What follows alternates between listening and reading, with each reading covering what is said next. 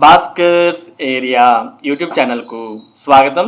ఈరోజు ఉన్నటువంటి విద్య మరియు ఉద్యోగ సంబంధిత సమాచారంలోకి వెళ్తే ఏపీ సెట్ 2024కు సంబంధించినటువంటి ప్రొవిజనల్ కీ అనగా ఇనిషియల్ కీని విడుదల చేయడం జరిగింది. కాబట్టి ఏపీ సెట్ 2024 పరీక్ష రాసినటువంటి అభ్యర్థులు ఎవరైతే ఉన్నారో వారు మరి ఇనిషియల్ కీని చెక్ చేసుకోవచ్చు. అలాగే ఏపీ ఆర్సెట్ పరీక్షలు కూడా మరి ఆంధ్రప్రదేశ్ రాష్ట్రంలో ప్రారంభమయ్యాయి. దానికి సంబంధించిన సమాచారాన్ని కూడా మనం ఇప్పుడు తెలుసుకుందాం. మరి ఏపీ సెట్ 2024కు సంబంధించి ఇనిషియల్ కీ అనేది విడుదల చేయడం జరిగింది. మరి ఈ ఇనిషియల్ కీ చూసుకోవాలి అనుకుంటే మీరు ఏపీ సెట్ అయినటువంటి వెబ్సైట్ apset.net.in అనే వెబ్సైట్ లోకి వెళ్ళాలి. లేదా ఈ వీడియో డిస్క్రిప్షన్ లింక్ లో మరి ఈ వెబ్సైట్ యొక్క డైరెక్ట్ లింక్ ను కూడా ఇవ్వడం జరిగింది. మరి ఇందులోనికి వెళ్తే మీకు ఈ విధంగా ఓపెన్ అవ్వడం జరుగుతుంది. ఇందులో మనం టెక్స్ట్ స్క్రోల్ అవడాన్ని చూస్తూ ఉన్నాం. Click here for provisional answer keys అంటూ ఒక టెక్స్ట్, తర్వాత click here to raise answer key objections అంటూ మరో సమాచారాన్ని చూస్తున్నాం. మొదటగా మీరు ప్రొవిజనల్ కీని చూసుకోవాలనుకుంటే ఇక్కడ క్లిక్ చేయగానే మీకు ప్రొవిజనల్ కీ అనేది రావడం జరుగుతుంది. ఇక్కడ మీకు జనరల్ పేపర్ కు సంబంధించి సిరీస్ ABCD అంటూ ఇక్కడ కనిపిస్తూ ఉన్నాయి. తర్వాత పేపర్ 1 కి సంబంధించి పేపర్ 2 కి సంబంధించి మీరు ఏ సబ్జెక్ట్ లో రాశారో ఆ సబ్జెక్ట్ కు సంబంధించినటువంటి మరి ఇనిషియల్ కీస్ ని కూడా ఇక్కడ మనం చూస్తూ ఉన్నాం. మరి మీరు ఏ సబ్జెక్ట్ అయితే రాశారో ఆ ఇనిషియల్ కీని మరి డౌన్లోడ్ చేసుకోవాల్సి ఉంటుంది. పేపర్ 1 అయితే అందరికీ కామన్ గానే ఉంటుంది కాబట్టి మీకు వచ్చినటువంటి సిరీస్ ఆధారంగా మీరు కీ అనేది డౌన్లోడ్ చేసుకోవాల్సిన అవసరం ఉంటుంది. మరి ఈ కీ అనేది డౌన్లోడ్ చేసుకుని మీరు చెక్ చేసుకున్న తర్వాత ఒకవేళ ఆ కీలో ఏవైనా తప్పులు ఉన్నాయి అని అనుకున్నట్టయితే మీరు అబ్జెక్షన్స్ ని కూడా రైజ్ చేయవచ్చు. మరి అబ్జెక్షన్స్ రైజ్ చేయడానికి ఇక్కడ click here to raise answer key objections అనే ఆప్షన్ కనిపిస్తుంది. దాన్ని క్లిక్ చేయగానే ఈ విధంగా ఓపెన్ అవుతుంది. ఇందులో మీ role number, date of birth, security key enter చేసి మీ యొక్క అకౌంట్ లోకి లాగిన్ అయ్యి మీరు మీ యొక్క అబ్జెక్షన్స్ అనేవి రైజ్ చేయవచ్చు. మరి అబ్జెక్షన్స్ అనేవి రైజ్ చేయాలంటే దానికి సంబంధించినటువంటి వ్యాలిడ్ ప్రూఫ్ అనేది ఉండాలి అనే విషయాన్ని మరి అభ్యర్థులు గుర్తుపెట్టుకోవాలి. దానికి సంబంధించిన సమాచారాన్ని కూడా మీరు అబ్జెక్షన్ రైజ్ చేసేటప్పుడు ప్రొవైడ్ చేయాల్సిన అవసరం ఉంటుంది. మరి వ్యాలిడ్ ప్రూఫ్ లేకోకుండా మీ అబ్జెక్షన్ అనేది కన్సిడర్ చేయరు అనే విషయాన్ని కూడా మరి అభ్యర్థులు గుర్తుంచుకోవాలి. ఈ విధంగా మీరు ఏపీ సెట్ 2024 వెబ్సైట్ లోకి వెళ్ళి మీ యొక్క ప్రొవిజనల్ కీని చెక్ చేసుకోవచ్చు. అలాగే అబ్జెక్షన్స్ అనేవి కూడా రైజ్ చేయవచ్చు.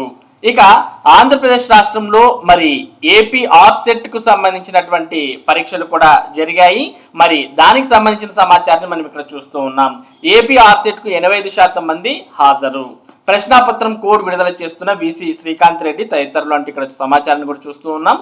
రాష్ట్రంలోని విశ్వవిద్యాలయాల్లో PhD ప్రవేశాలకు గాను ఏపీ ఆర్సెట్ పరీక్షలు గురువారం మొదలయ్యాయి. కన్వీనర్ గా SVU ఫిజిక్స్ విభాగం ప్రొఫెసర్ B దేవ ప్రసాద్ రాజు వివరిస్తున్నారు. రాష్ట్రంలోని 17 కేంద్రాల్లో 10,000 మందికి పైగా ఈ పరీక్షలకు హాజరు కానున్నారు. తొలి రోజు ప్రశ్నాపత్రం కోడ్ ను varsity VC Srikanth Reddy, registrar Hussain విడుదల చేశారు. కన్వీనర్ దేవప్రసాద్ రాజు మాట్లాడుతూ హైదరాబాద్ తో పాటు రాష్ట్రంలోని ఎంపిక చేసిన 17 కేంద్రాల్లో పరీక్షలు ప్రశాంతంగా ప్రారంభమైనట్లు తెలిపారు. తొలి రోజు 85% మంది విద్యార్థులు హాజరైనట్లు వెల్లడించారు. Varsity research Deen Vijay Bhaskar Rao, professor Hema, కుసుమ, హరినాథ్ తదితరులు పాల్గొన్నారు. మొత్తానికి ఏపీ ఆర్సెట్ పరీక్షలు ప్రారంభమయ్యాయి. మరి మొదటి రోజు జరిగినటువంటి పరీక్షకు 85% మంది దాకా హాజరయ్యారు అనే విషయాన్ని ఇక్కడ చూస్తూ ఉన్నాం. ఇక తర్వాత IIITకి సంబంధించినటువంటి నోటిఫికేషన్ మే 2వ వారంలో విడుదలయ్యే అవకాశం ఉంది అంటూ కూడా దానికి సంబంధించిన సమాచారం చూస్తూ ఉన్నాం. 2వ వారంలో IIITల అడ్మిషన్ల నోటిఫికేషన్.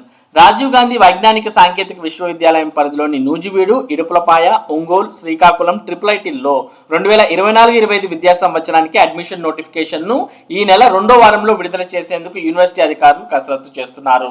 10వ తరగతి ఫలితాలు విడుదల చేసి వారం రోజులు కావడంతో అడ్మిషన్ల ప్రక్రియను ప్రారంభించేందుకు ఏర్పాట్లు ముమ్మరం చేశారు. ఈ నెల 7న నోటిఫికేషన్ విడుదల చేయవచ్చని IIIT అధికారిక వర్గాలు తెలిపాయి. త్వరితగతిన అడ్మిషన్ల ప్రక్రియను పూర్తి చేసి జూలైలోనే తరగతులు ప్రారంభించేలా ప్రణాళిక రూపొందిస్తున్నట్లు పేర్కొన్నారు. ప్రతి క్యాంపస్ లో EWS కోటాతో కలిపి 1,100 చొప్పున మొత్తం 4,400 సీట్లను మరి ఈ నోటిఫికేషన్ ద్వారా భర్తీ చేయబోతుంది. కాబట్టి ఎవరైతే 10వ తరగతి విద్యార్థులు మరి IIITలో అడ్మిషన్ కోరుతున్నారో అటువంటి వారు మరి మే 2వ వారంలో విడుదలయ్యేటటువంటి నోటిఫికేషన్ కు దరఖాస్తు చేసుకుని మరి దీనికి సంబంధించినటువంటి సమాచారం కోసం RGVKT వెబ్సైట్ ని ఫాలో అవ్వాల్సిన అవసరం ఉంది. ఇక ఆన్లైన్ ద్వారా ఎంప్లాయ్మెంట్ రిజిస్ట్రేషన్. నిరుద్యోగులు మునుపటి లాగానే ఆన్లైన్ ద్వారా ఎంప్లాయ్మెంట్ రిజిస్ట్రేషన్ చేసుకోవచ్చని జిల్లా ఉపాధి కల్పన అధికారి కళ్యాణి గురువారం ఒక ప్రకటనలో తెలిపారు. https://employment.ap.gov.in వెబ్సైట్ లో తమ అర్హతలతో వివరాలు నమోదు చేసుకోవాలని సూచించారు. ఆ తర్వాత రిజిస్ట్రేషన్ నంబర్ SMS వస్తుందని తెలిపారు. 10వ తరగతి, ఇంటర్, డిగ్రీ విద్యార్హతలు ఉన్నవారు తమ పేర్లను రిజిస్ట్రేషన్ చేసుకోవచ్చని తెలిపారు. కాబట్టి ఇక ఎంప్లాయ్మెంట్ రిజిస్ట్రేషన్ అనేది మీరు ఆన్లైన్ లోనే పూర్తి చేయవచ్చు. మరి గతంలో ఎంప్లాయ్మెంట్ రిజిస్ట్రేషన్ చూసినట్టయితే మనం జిల్లాలో ఉన్నటువంటి జిల్లా కార్యాలయానికి వెళ్ళి అక్కడ మనకు సంబంధించినటువంటి వివరాలన్నీ కూడా ఇస్తే ఎంప్లాయ్మెంట్ రిజిస్ట్రేషన్ అనేది చేసేవారు. అది చాలా వ్యయ ప్రయాసాలకు లోనై ఉండేది. కానీ ప్రస్తుతం మీరు ఆన్లైన్ లోనే ఎంప్లాయ్మెంట్ రిజిస్ట్రేషన్ అనేది చేసుకోవచ్చు అంటూ ఇక్కడ సమాచారం ఇవ్వడం జరిగింది. అందుకోసం మీరు https://employment.ap.gov.in అనే వెబ్సైట్ లోకి వెళ్ళి ఆన్లైన్ లోనే ఎంప్లాయ్మెంట్ రిజిస్ట్రేషన్ అనేది పూర్తి చేయవచ్చు. ఇక జాతీయ బాలల పురస్కారాలకు దరఖాస్తుల ఆహ్వానం. బాలల హక్కుల కమిషనర్ చైర్మన్ అప్పారావు ఆంధ్రప్రదేశ్ రాష్ట్రంలోని వివిధ రంగాల్లో ప్రతిభ కనపరిచిన 5 నుంచి 18 ఏళ్లలోపు వయసు కలిగిన బాలల నుంచి జాతీయ బాలల పురస్కారాలకు దరఖాస్తులను ఆహ్వానిస్తున్నట్లు ఆంధ్రప్రదేశ్ రాష్ట్ర బాలల హక్కుల కమిషన్ చైర్మన్ అప్పారావు తెలిపారు. సామాజిక సేవ, సాంకేతిక పరిజ్ఞానం, పర్యావరణం, విద్య, ధైర్య సాహసాలు, క్రీడలు, కళలు, సాహిత్యం, సంస్కృతం, సంగీతం, నృత్యం, పెయింటింగ్, నూతన ఆవిష్కరణలు, నైపుణ్యాలు, నాయకత్వ లక్షణాలు వంటి అంశాల్లో రాష్ట్ర, జాతీయ, అంతర్జాతీయ స్థాయిలో ప్రతిభ కనపరిచిన బాలలు జూలై 31వ తేదీలోపు https://awards.gov.in వెబ్సైట్ ద్వారా ఆన్లైన్ లో దరఖాస్తు చేసుకోవాలని పేర్కొన్నారు. కేంద్ర కమిటీ ద్వారా ఎంపికైన బాలలకు రాష్ట్రపతి చేతుల మీదుగా జనవరి 2025లో బహుమతితో పాటు జ్ఞాపిక, ప్రశంసా పత్రం అందజేస్తారని అప్పారావు తెలిపారు. ఇక ఆంధ్రప్రదేశ్ లో ఓటర్ల సంఖ్య 4,14,01,887గా మరి ఎలక్షన్ కమిషన్ తేల్చి చెప్పింది. దానికి సంబంధించి ఇక్కడ చూస్తూ ఉన్నాం. మరి ఆంధ్రప్రదేశ్ లో కర్నూలు జిల్లాలోనే అత్యధిక మంది ఓటర్లు ఉన్నారు.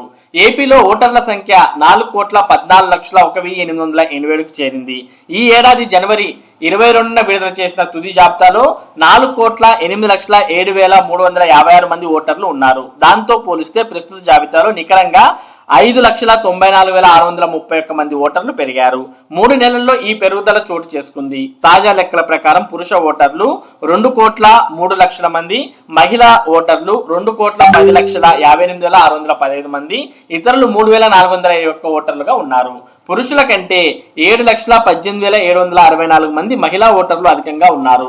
అత్యధికంగా కర్నూలు జిల్లాలో 20,56,203 మంది ఓటర్లు ఉండగా అత్యల్పంగా అల్లూరి సీతారామరాజు జిల్లాలో 7,71,473 మంది ఓటర్లు ఉన్నారు. అత్యధిక ఓటర్లు ఉన్న నియోజకవర్గాల జాబితాలో భీమిలి, అత్యల్ప ఓటర్లు ఉన్న నియోజకవర్గాల్లో పెడన మొదటి స్థానాల్లో ఉన్నాయి. ఈ వివరాలను రాష్ట్ర ప్రధాన ఎన్నికల అధికారి ముఖేష్ కుమార్ మీనా వెల్లడించారు. ఇక ఎన్నికలు నిర్వహించడానికి ఎన్నికల విధుల్లో 3.30 లక్షల మంది సిబ్బంది. ఎన్నికల విధుల్లో 3.30 లక్షల మంది ఉన్నారని, ఒక్కో పోలింగ్ కేంద్రంలో 1,500 మంది ఓటర్లకు అవకాశం ఉంటుందని అన్నారు. రానున్న సార్వత్రిక ఎన్నికలకు సంబంధించి 1,500 ఓటర్లకు మించి ఉంటే ఆ పోలింగ్ కేంద్రానికి అనుబంధంగా మరొక పోలింగ్ కేంద్రం, ఆక్సిలరీ పోలింగ్ కేంద్రం ఏర్పాటు చేస్తామని సీఈఓ వెల్లడించారు. 1.60 లక్షల బ్యాలెట్ యూనిట్లను వాడుతున్నామని అన్నారు. రాష్ట్రంలో 224 ఆక్సిలరీ పోలింగ్ కేంద్రాల కోసం ఈసీకి ప్రతిపాదించామని చెప్పారు. ఇక 10వ తరగతికి సంబంధించి షార్ట్ మార్కుల మెమోలు విడుదల. మరి 10వ తరగతి ఎవరైతే పరీక్షలు రాసి ఫలితాలు చూసుకున్నారో అటువంటి వారికి మరి వివిధ అడ్మిషన్స్ ప్రక్రియలో ఉపయోగపడే విధంగా షార్ట్ మార్క్స్ మెమోస్ అనేవి విడుదల చేయడం జరిగింది.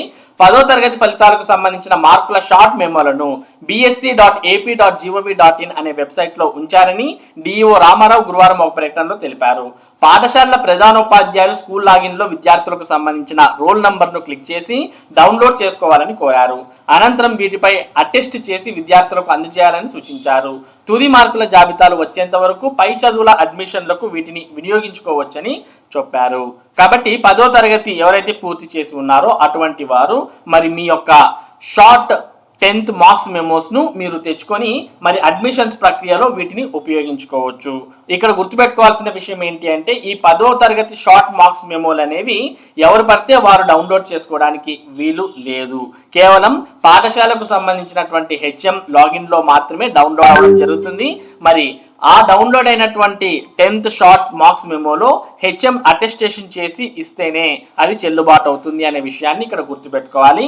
కాబట్టి 10వ తరగతి విద్యార్థులు ఎవరైనా మార్కుల జాబితా అవసరం ఉన్నటువంటి వారు ఉంటే అటువంటి వారు మరి మీ పాఠశాల హెచ్ఎంను మరి కలిసి ఈ 10వ తరగతి షార్ట్ మార్క్స్ మెమోను మీరు పొందవచ్చు. మరి ఇవి ఈ రోజు ఉన్నటువంటి విద్యా మరియు ఉద్యోగ సంబంధిత సమాచారం. ఇటువంటి ముఖ్యమైన సమాచారాన్ని భాస్కర్స్ ఏరియా మీకు అందిస్తూ ఉంటుంది. మరి ఈ సమాచారం మీరు మిస్ కాకుండా పొందడానికి మన భాస్కర్స్ ఏరియా యూట్యూబ్ ఛానల్ కు సబ్స్క్రైబ్ అవ్వండి. Thank you for watching this video.